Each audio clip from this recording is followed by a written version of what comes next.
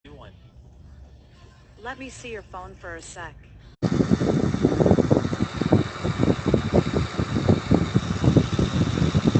Dispersing monies in one day in several places.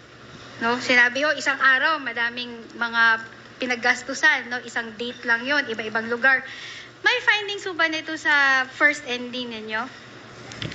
Wala po kasi we presume regularity po doon sa transaction po. Okay, thank you. How about sa second ND po ninyo? May findings po ba nito? Dahil nga po nag-base kami sa certification under oath ng SDO, wala po. Day 15 to ng impeachment Okay, trial so- ni Vice President Okay, Sara Duterte. Your Honor, I'm done, Your Honor. Thank you, Counsel. We now move. Hopefully, we can finish with Silene today. Magtatanong ng mga Silene, with senator your judges. patience and indulgence. Senator Padilla, is he here? Not here. Senator Ontiveros, then, for her interjections. August 12 to day 15. With the kind indulgence of Senator Ontiveros, Senator Padilla just arrived. Senator Padilla, you may proceed, sir. You have 2 minutes. You may proceed when you're ready. Maraming salamat po, Ginoong tagapamahalang hukom. Sa ating pong saksi, kayo po ay taga Baguio? Yes po, Your Honor. Saan po kayo sa Baguio? Irisan po. Irisan, opo. Ako po ay taga Baguio din. Saan po kayo nag-graduate? Sa... St. Louis University po. Ay, alumnus po ako niyan. Sa Boys High po ako. Dahil po dyan, hindi ko na lang po kayo pahihirapan. Tayo na lang po maging magkababayan na lang sa Baguio.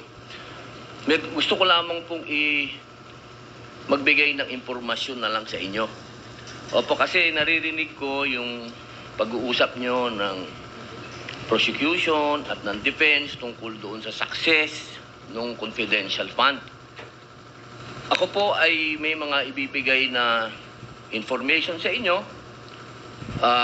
Pwede po kayong magsabi na lang ng oo o hindi kung naintindihan po ninyo. Alam ko naman maintindihan mo, taga Baguio ka eh. Opo, noong pong pinag-uusapan natin yung patungkol sa mga terorista, napag-uusapan po lagi ang ating Vice Presidente. Ang ating pong Vice Presidente magmula 2016 hanggang 2022, siya po ay naging mayor. Alam niyo po ba yon? Opo, Mayor Opo. ng Davao. Iyan, opo. Sa Davao po, meron po dyan na-identify na 55 na mga tinatawag na alternative at yung mga lumad schools na infiltrated ng terrorism. Nabalitaan niyo po ba yun? Hindi po ako hindi ko po gaanong napakinggan po yun. Hindi po ako aware yun. Opo. At alam niyo po ba rin na noong 2016 hanggang 2022 hanggang 2023, 12% po ng mga NPA rebels, surrenderies, were minors, 12 to 17 years old. Hindi po ako aware dun po. Maubos na po yung aking second round na lang po ako. Salamat, kabayan. Thank you, Senator Padilla.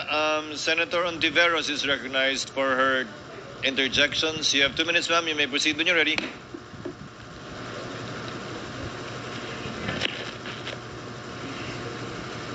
Salamat po, Mr. Presiding Officer. Ms. Witness, Ms. Silene, kahit pa po walang confidence. Sabi, anong ginagawa niyo dito? Akala ko nagpaalam na tayo. Yun nga din po yung akala ko eh. No, thank you, but Confidential at Intelligence Funds, ang OVP, may budget naman po ang VPSG para sa security ng lahat ng Vice Presidente, di po ba? Under po ata sila sa pagkakaalam ko, under po sila ng AFP. Under ng AFP. Ngayon, 3 taon na pong walang intelligence and confidential funds ang OVP. Kung alam nyo, may VPSG pa naman pong naka-assign sa kanila para bantayan yung kanyang seguridad, di ba? So pagkakaalam ko po, yun nga, nabanggit po kanina ni yung presiding officer, napunta siya sa PSC, Presidential Security Command po. Okay.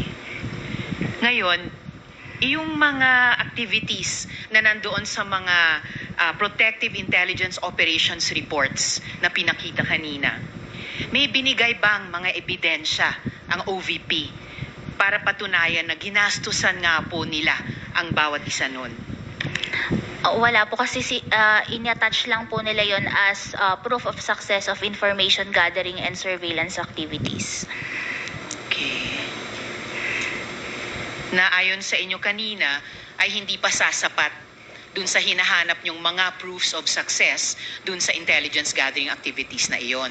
Opo, tama po. Okay.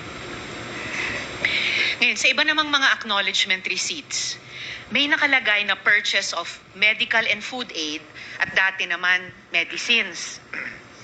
May resibo po ba silang ibinigay para ipakita na talagang ang binayaran o ang binili ay yung mga gamot o yung mga pagkain na iyan? Wala po silang in-attach na any receipts for sales invoice, acknowledgement receipts po. Kahit sales invoice, wala. Acknowledgement receipts lamang. Opo. So, walang ebidensya na talagang ang pinagkagastusan ay yung mga gamot at yung mga pagkain na yon. Opo, kasi based lang doon sa acknowledgement receipts po yung sinubmit nila. Na ayon sa COA ay hindi sapat na ebidensya kung mga ARs lamang. Opo, hindi po kasi namin ma-ascertain kung talagang pinambili ito ng supplies, medicines, and food po. Kailangan nyo resibo o invoices para ma-ascertain, masiguro na yun talaga yung pinagkagastusan. Opo, tama po. Okay. Ngayon po, Ms. Eileen, dati po, tinawag ng land bank managers na unusual yung pag-encash ng milyong-milyong pisong, daan-daang milyong piso ng OVP at saka ng DepEd sa tigi-isang araw.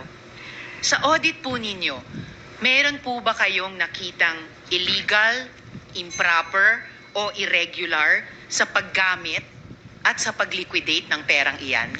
Irregular po yung paggamit nila kasi po hindi po ito compliant with the joint circular. So just to close on this round, Kindly wind Mr. up. Presiding Officer, to wind up, irregular dahil Hindi po naging compliant with the paano joint. hindi naging compliant? Dahil po ngayon sa payment of rewards were not supported with documents evidencing success, and yun nga po, hindi nila na-provide yung additional documents necessary para ma-ascertain yung purchase of supplies and medical and food aid. At saka po meron din kaming naging findings sa disbursement, ay sa reimbursement po. Okay. I-follow up ko itong tanong at pati yung punto ng reimbursement sa second round. Salamat, Ms. Eileen. Salamat, Mr. Presiding Officer. Senator Judge Villanueva, you have 2 minutes. You may proceed when you're ready. Unless Senator... Yung nagtanong si Senator Judge Risa Ontiveros, maganda yung tanong niya, no? Yung bang confidential fund ay nagamit sa tama? Dahil tinatanong niya na bumili ng mga gamot at pagkain. Pero walang mga resibo lahat yun, walang OR. Ang ipinakita lang ng opisina ng Vice President at saka ng DepEd ay puro acknowledgement receipt. So, mahina, hindi masasabi na verified. Kasi acknowledgement receipt, sinulak doon sa papel, ginawa nila yung form na ako, pwede rin akong gumawa yun, ginagamit ko sa pagbayad ng rental acknowledgement receipt, pinare-receive ko yung bayad doon sa pinagbayaran sa manggap ng pera. Ganoon lang yan. Sila na magsasabi kung anong kinain, magkano yung kinain yun. Walang nakalagay na kung saan nila binili. Kasi walang OR, walang invoice. So, yun, kaduda-duda yun, kaya tinawag nilang irregular. So, kayo po ay nakikinig sa aking YouTube channel, ang Danilo Dizon TV. Pakiclick po yung kamay at yung larawan sa baba ng video at pakiclick na rin yung subscribe pagka lumabas. So tayo po ay nakapakinig ng portion lang to, portion lang sa haba ng 5 oras na tayo na impeachment trial, day 15, August 12. At ang kinuha ko lang yung tungkol sa binili ng mga gamot na walang resibo. So hindi tuloy malaman kung ilang milyon yung gamot na binili nila at saka pagkain. So ganda na po. Maraming salamat po sa inyong pakikinig, panonood. God bless. Bibigyan na sila ng parang penalty o kaya bigyan sila ng rekomendasyon sa ombudsman na sila ay managot, no? So kayo po ay nakikinig sa aking YouTube channel, ang Danilo Dizon TV. Pakiclick lang po yung kamay at yung larawan sa baba ng video, lalabas yung subscribe, pakiclick na rin po. Bilang yung suporta nyo sa aking maliliit na channel dito sa YouTube channel na nangangailangan ng 1,000 subscribers. Sa ngayon po ay 200 plus lang na aking subscriber. Ang target ko ay 1,000 ma-monetize ako at mahirap na pagpili ng mga kailangan sa pagbabloging, kagaya ng mga SD card, mga laptop. Wala ko akong laptop na ginagamit sa ngayon. Ang ginagamit ko ay isang second na cellphone lang. At marami pa akong pagkagastusan dati.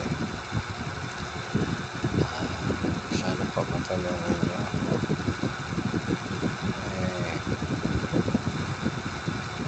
Kayo po ay nakikinig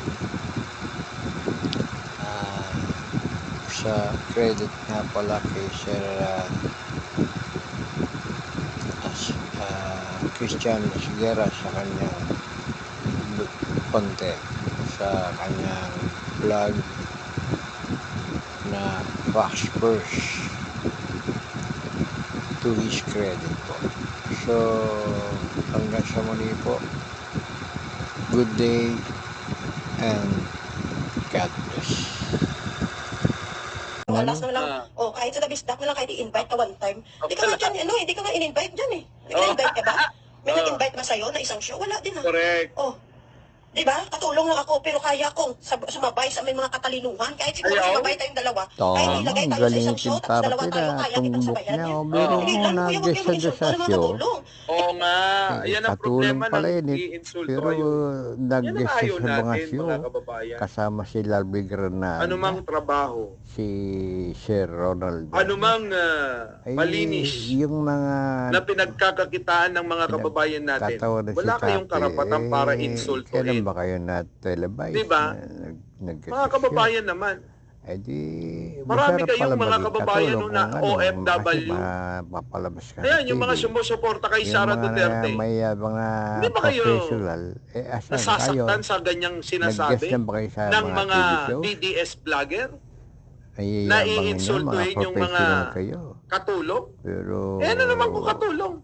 Putang ina yung mga pumupunta nga kay Sara. O ano yun? Yung mga corrupt, Diba? yung mga senador, Ano yun? Mga manager ng bangko lahat yun? Corrupt si Mga ano yun? Tintarte, Mga doktor yung mga lahat ng yung sa ibang bansa? nagsisikap yan, Sige katulong nga. na nagsisikap. Baka lahat yan dumaan sa pinagdadaanan Sumisikap, ni... tinitira nyo, mga ni Tim professional Terry. na kayo, pero wala mo Di ba mga kababayan? pangalan sa lipunan, mga Matapobre. bullshit. Mana kay Sara Lustay daw. Sige, Di ba?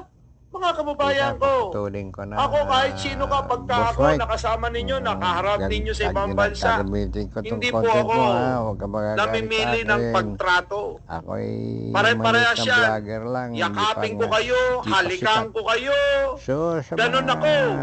Akbayan nanonood, ko kayo, kwentuhan ko kayo, kausapin ko kayo. good day. Mga kababayan, God hindi bless. magbabago. Ano man trato natin sa mga senador, kay Pangulo,